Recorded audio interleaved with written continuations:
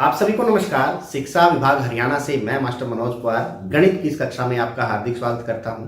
प्यारे बच्चों, कल हमने प्रत्यक्ष समानुपाती या अनुक्रमानुपाती से संबंधित प्रश्नावली 13.1 के कुछ प्रश्न देखे थे और हमने ये भी जाना था कि प्रत्यक्ष समानुपाती या फिर अनुक्रमानुपाती वे राशियां होती हैं जिनके अनुपात हैं वो क्या होते हैं, समान आते हैं। अर्थात एक संख्या जिस अनुपात में बढ़ रही है दूसरी संख्या भी उसी अनुपात में बढ़ेगी, या एक संख्या जिस अनुपात में घट रही है दूसरी संख्या या राशि भी उसी अनुपात में घटेगी। तो प्रश्नावली 13.1 के कुछ प्रश्न अभी बाकी हैं, तो आइए उनको समझते हैं।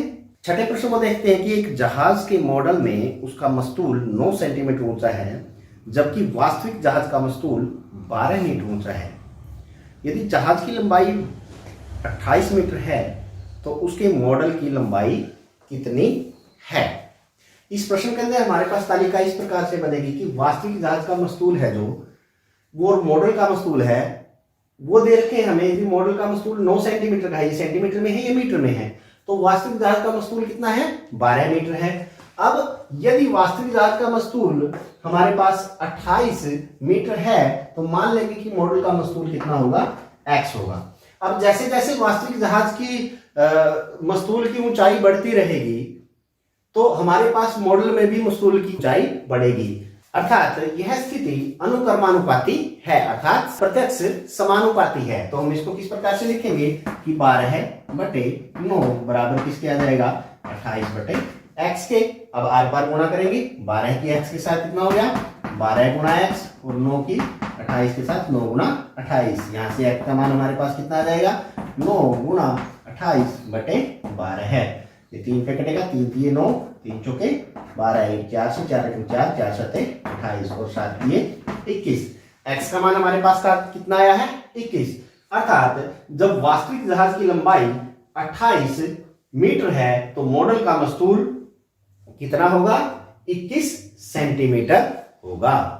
अब प्रश्न नंबर 7 को देख लेते हैं। प्रश्न नंबर 7 में स्टेटमेंट में क्या देखा कि मान लीजिए 2 किलोग्राम चीनी में 9 गुणा 10 की घात 6 क्रिस्टल हैं। निम्नलिखित चीनी में चीनी के कितने क्रिस्टल होंगे। 5 किलोग्राम में और 1.2 किलोग्राम चीनी में बताने हैं कितने क्रिस्टल होंगे।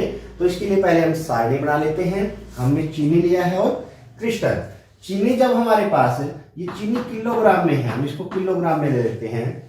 जब 2 किलोग्राम चीनी हमारे पास है तो क्रिस्टल कितने हैं, 9 गुणा 10 की घात 6। जब 5 किलोग्राम चीनी होगी तो कितने क्रिस्टल होंगे, मान लेंगे हम वो x क्रिस्टल होंगे। माना है हमने कि वो कितने क्रिस्टल होंगे, x। और 1.2 किलोग्राम में कितने क्रिस्टल होंगे, कोई भी एक चार और मान लीजिए, वो हमने मान लिया y क्रिस्टल होंगे। अब 2 किलोग्राम चीनी में जितने क्रिस्टल हैं 5 किलोग्राम चीनी में उतने ही क्रिस्टल होंगे, उससे ज्यादा होंगे या कम होंगे। देखो चीनी की संख्या बढ़ रही है तो क्रिस्टलों की संख्या भी बढ़ेगी। अर्थात यह स्थिति क्या है, प्रत्यक्ष समानुपाती है। यह स्थिति प्रत्यक्ष समानुपाती है। तो हम लिखेंगे यहाँ पे, देखिए 2 के बटे में क्या जाएगा, 9 गुणा 10 की घात 6 बराबर 5/x। यहां से x का मान निकालेंगे, 2 की यहां से गुणा करेंगे x के साथ, कितना हो गया, 2 गुणा x। और यहां पे इनकी क्रॉस मल्टीप्लिकेशन 5 गुणा 9 गुणा 10 की घात 6। अब ये 2 इधर गुणा में है तो ये किस में आ जाएगा, भाग में आ जाएगा। यहाँ पे इनके भाग में आ जाएगा 2, और यहाँ 10 की घात 6 को हम लिख सकते हैं 10 की घात 5 गुणा 10।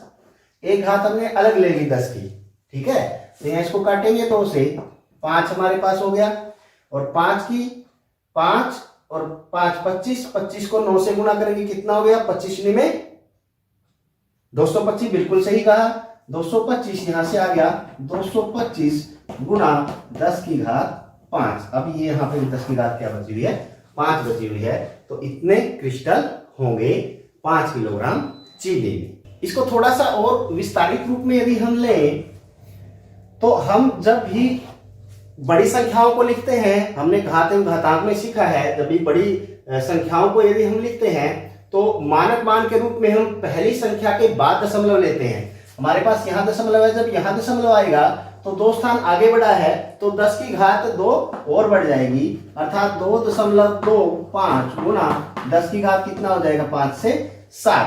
2 घात क्यों बढ़ी है? क्योंकि यहाँ 100 बढ़ा है गुना में। गुना में यदि 100 बढ़ रहा है, 100 10 की घात 2 होता है, 10 की घात 5 और 10 की घात 2, 10 की घात कितना हो जाएगा 7। अर्थात हमारे पास जो कृष्णों की संख्या वो है वो कितनी आई है 2.25 गुना 10 की घात 7। अब 1.2 किलोग्राम के लिए भी देख लेते हैं, सेम वही है, ये भी स्थिति क्या है प्रत्यक्ष समानुपाती है, तो इसको भी इसी प्रकार 2 भाग में 9 गुना 10 की घात 6 किसके बराबर आ जाएगा हमारे पास 1.2 भाग y। अब वही क्रॉस मल्टीप्लाई करेंगे या सीधा ले लेंगे हम y बराबर 1.2 गुना 9 गुना 10 की घात कितना हो गया 6 और भाग में हमारे पास क्या आ जाएगा ये 2 जो इसके गुणनफल है ये अब भाग में आ जाएगा। देखो पहले गुणा में आता है फिर ये नीचे भाग में चला जाता है, ये हमने सीधा ले लिया।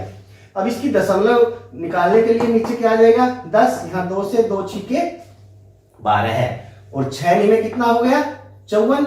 यहां से देखेंगे 6 में 54 गुना 10 की घात 6 और भाग में हमारे पास 10 भी है। ये 10 का यहाँ दशमलव हम लगा देंगे तो y बराबर हमारे पास कितना आ गया 5.4 गुना 10 की घात 6। यहां हमने देखा कि एक संख्या के बाद ही दशमलव है तो कुछ भी बदलने की हमें जरूरत नहीं है, अर्थात 1.2 किलोग्राम चीनी में कितने क्रिस्टल होंगे 5.4 गुना 10 की घात 6 क्रिस्टल होंगे। प्रश्न नंबर 8 को देखते हैं। रश्मि के पास एक सड़क का मानचित्र है जिसके पैमाने में 1 सेंटीमीटर की दूरी 18 किलोमीटर निरूपित करती है। वह उस सड़क पर अपनी गाड़ी से 72 किलोमीटर की दूरी तय करती है। उसके द्वारा तय की गई दूरी मानचित्र में क्या होगी? देखिए इस प्रश्न की जो हमारे पास सारणी है, तालिका है, वो इस प्रकार बनेगी कि मानचित्र पर जो दूरी दे रखी है सेंटीमीटर में और वास्तविक दूरी किलोमीटर में। 1 सेंटीमीटर की दूरी कितने किलोमीटर के बराबर है 18 के बराबर, लेकिन वो जाती कितनी दूर है 72 किलोमीटर, तो दूरी हमारे पास मान लिया x होगी, कोई भी चर हम मान लेते हैं। और हम देखते हैं कि 1 सेंटीमीटर यदि 18 किलोमीटर को दिखाता है तो 72 किलोमीटर को दिखाने के लिए ज्यादा सेंटीमीटर की जरूरत होगी, अर्थात जैसे जैसे वास्तविक दूरी बढ़ रही है मानचित्र पर दूरी भी बढ़ेगी। तो यह स्थिति क्या है अनुक्रमानुपाती है, अर्थात प्रत्यक्ष समानुपाती है। जो भी क्रम हमारे पास आए उसको यहाँ पे लिखना बहुत जरूरी है। उसके बाद आगे देखिए इसको फिर हल करते हैं, कैसे हो जाएगा 1/18 बराबर x बटे 72। आर बार गुना कीजिए, 1 गुना 72 बराबर कितना हो गया 18 गुना x, और इसको ऐसे भी लिख सकते हैं 18 गुना x बराबर 1 गुना 72, और यहाँ से x का मान हमारे पास निकालना हो तो 1 गुना 72 और ये 18 गुना में तो यहाँ भाग में आ जाएगा 18 एकम 18, 18 चौके 72 और 4 से गुना करेंगे 4 एकम 4। x का मान 4 आया है तो हम वास्तविक दूरी यदि उसने 72 किलोमीटर तय की है तो मानचित्र पर उसकी दूरी कितनी होगी 4 सेंटीमीटर के बराबर होगी। प्रश्न नंबर 9 की स्टेटमेंट देख लेते हैं कि एक 5 मीटर 60 सेंटीमीटर ऊंचे ऊर्ध्वाधर खंभे की छाया की लंबाई 3 मीटर 20 सेंटीमीटर है। उसी समय पर ज्ञात कीजिए 10 मीटर 50 सेंटीमीटर ऊंचे एक अन्य खंभे की छाया की लंबाई, और दूसरा उस खंभे की ऊंचाई जिसकी छाया की लंबाई 5 मीटर है।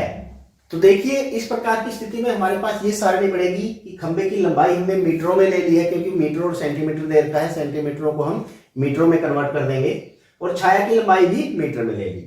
जब खंभे की लंबाई 5 मीटर 60 सेंटीमीटर को हमने 5.60 मीटर लिया है और उस समय छाया की लंबाई कितनी थी 3.20 मीटर, अर्थात 3 मीटर 20 सेंटीमीटर। अब पहली स्थिति में हमें ज्ञात करना है यदि खंभे की लंबाई 10 मीटर 50 सेंटीमीटर अर्थात 10.50 है तो हम मान लेंगे छाया की लंबाई वो क्या होगी x होगी।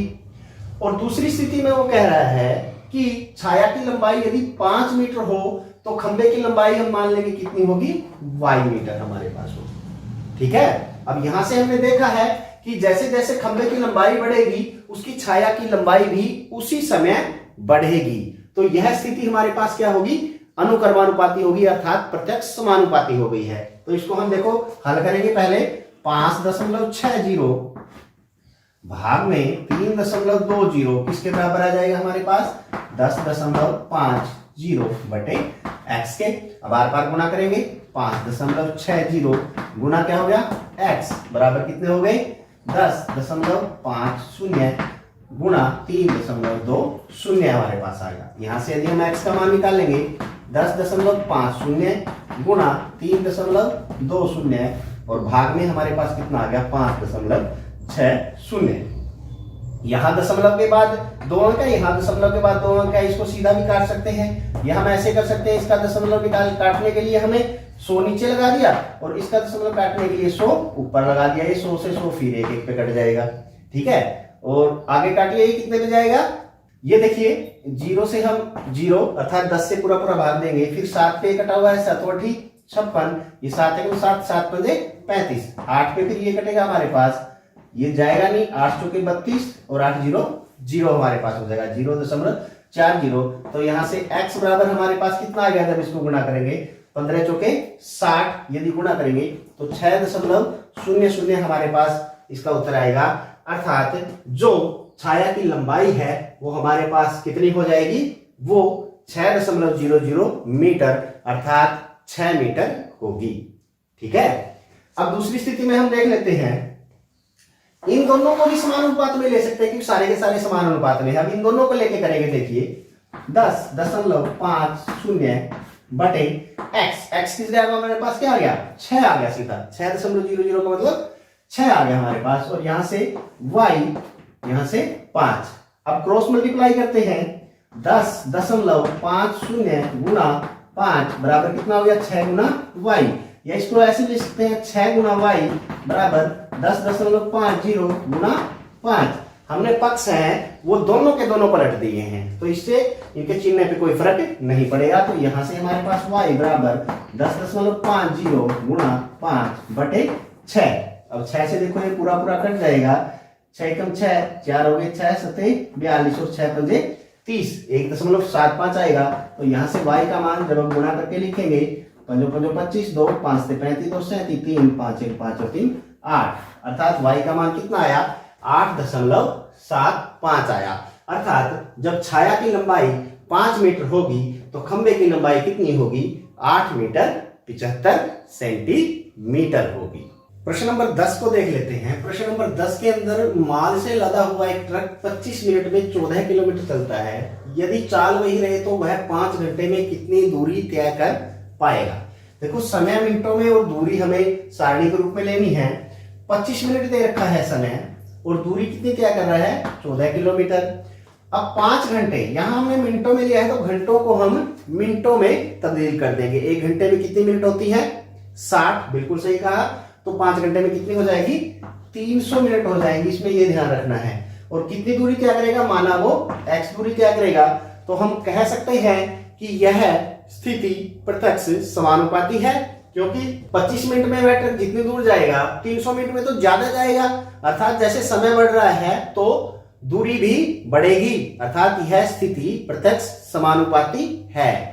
यह स्थिति प्रत्यक्ष समानुपाती है, तो हम उसको कैसे लिखते हैं 25 बटे 14 बराबर कितना आ जाएगा 300 बटे x। आर पार गुणा कर देते हैं, ये कितना हो गया 25 गुना x किसके बराबर हो जाएगा 14 गुना 300 के बराबर हो जाएगा। और यहाँ से x का मान निकालना हो 14 गुना 300 हमारे पास ऐसे कैसे ही नीचे क्या आ जाएगा 25, ये 25 से पूरा पूरा कट जाएगा 12 पे, और जब हम इसको गुणा करेंगे करें 12 चौक 48 4 12 12 16 है, 16 हमारे पास ये आ गया, अर्थात 168 इसका मान आया है। तो 300 मिनट में अर्थात 5 घंटों में वह ट्रक कितनी दूरी तय कर पाएगा 168 किलोमीटर की दूरी तय कर पाएगा।